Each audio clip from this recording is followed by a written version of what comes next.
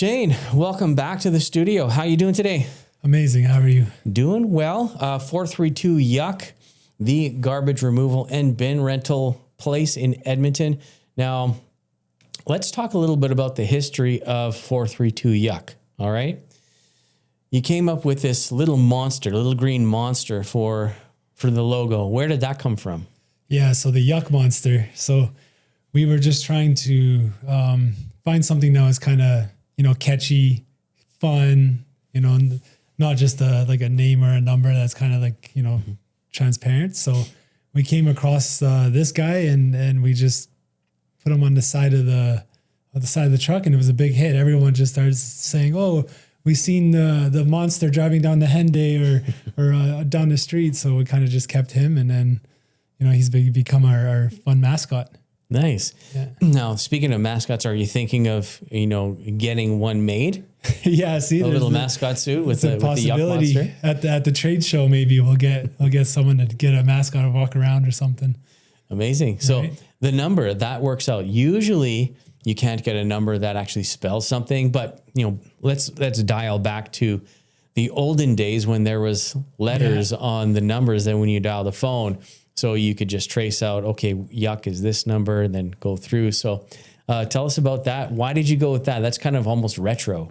Yeah. So, the funny story about that one is the TELUS representative is the one that chose it for us, because we were going back and forth with her for 10 minutes trying to pick a phone number. And then she said, "Hey, what about Yuck?" And then we're like, Yuck, yeah, Yuck could work. And then 432 Yuck was born. So it kind of just fell into our lap on that one. So that's good. Yeah. So that's amazing. 432 Yuck. And it's also a countdown. Exactly. Right? Exactly. 432 Yuck. Yeah. That's amazing. Yeah. And I guess, how long has the company been going for? I don't even know. Since 2002. Okay. Yeah. So the early 2000s, my brother-in-law started it when I was in school. Yeah. Okay. And did you start working with him right away? While you were still in school? Yeah. Yeah. Summer, the summer breaks and the weekends. Yeah. I was there working hard when I was young, and then I just kept on with the family business. And then, a year or so ago, I was able to buy in shares, and now we're cruising. Now you're cruising. Yeah. So what made you want to buy into this business? What was it about it? For me is I'm passionate about helping people that are overwhelmed and stressed out about the garbage.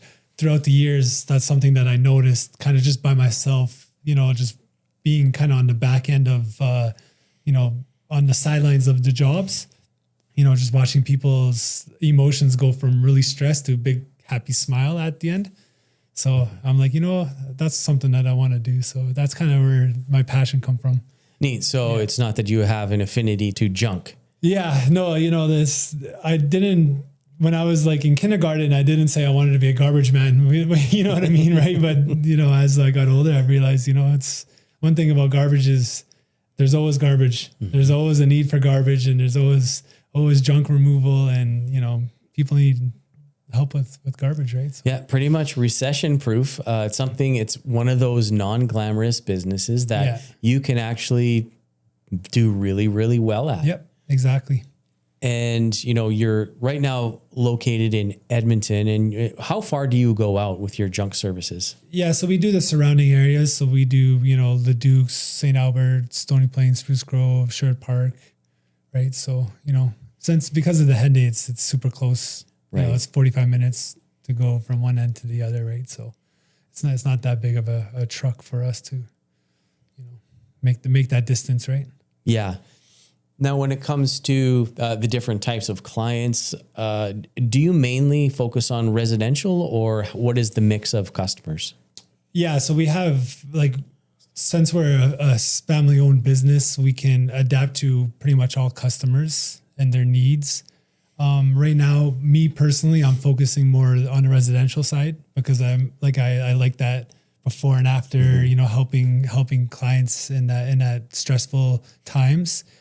But we also do have, majority of our clients are construction or home builders or, that kind of stuff. But, like I said, we can do both. Yeah, that's always a big need, the roll-off bins for the construction sites. Yeah. And that's a pretty busy market in its own right. There are a lot of different companies that do it. What makes 432 Yuck stand out from the other companies doing this? Yeah, well, majority of those bin companies are like national brands, right? So they got tons and tons of bins and trucks and drivers, right? So we try to offer like a personalized, service where the site supervisors or even the owners of these home building companies or renovation companies, they know that when they call us, they know us personally. They know that we're going to go the extra mile for them. And, if we need to squish them in, if they have emergency, they don't have to wait 2 days to get to dispatch or head office on those bigger companies, right? So, we can act on the fly a little better, right? Yeah, with the larger companies, it's kind of a blessing and a curse at the same time. So it's good for the owners and shareholders because, it is large and they have the notoriety and they get the most phone calls. But at the same time, if somebody's looking for more hands-on personalized approach, they can call 432 Yuck instead of the bigger ones. Now, eventually you're going to get bigger. How are you planning on maintaining that same type of care for the customer as you grow? Yeah, so that's a good question. So I think that comes in employee retention, where we have employees that have the same passion as we do, and we kind of pass on that passion down to our site supervisors or job supervisors, so they can install that into their practices and their day-to-day operations, right?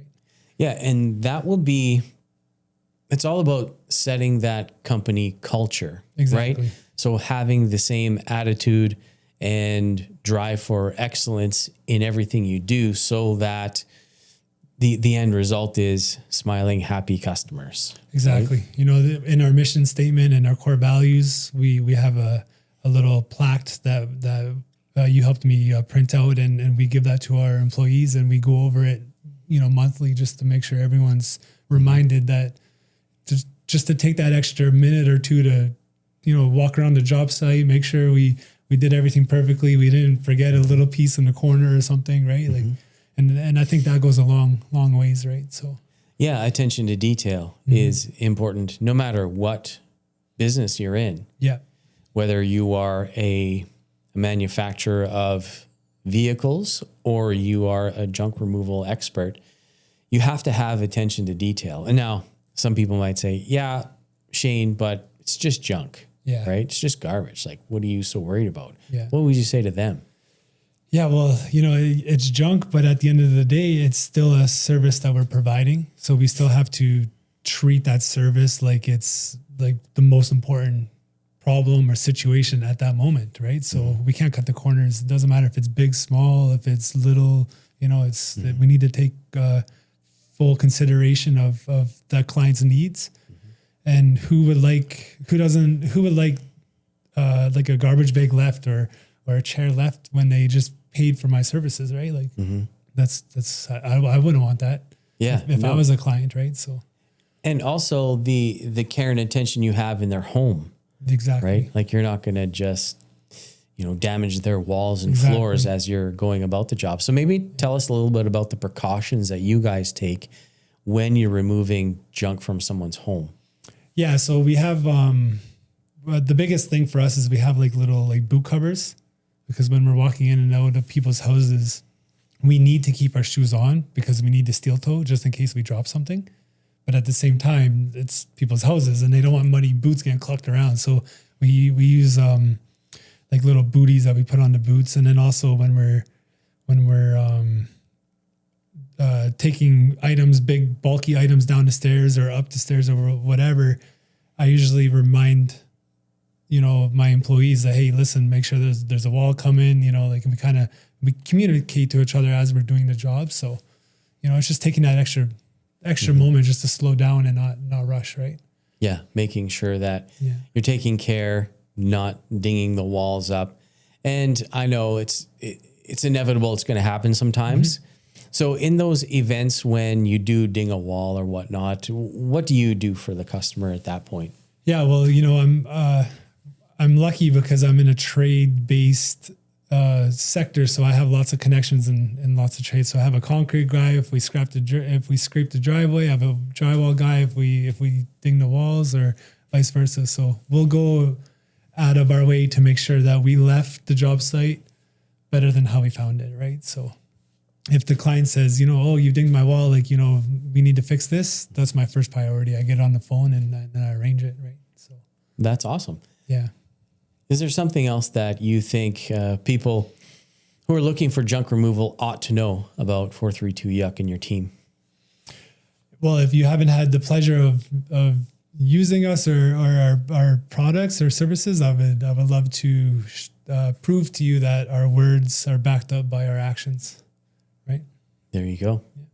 Can't say it any better than that. Okay. So Edmonton and Sherwood Park and surrounding areas, if you are looking for quality junk removal, call Shane McLean at 432 Yuck. Apart from that, we'll see you guys on the next video.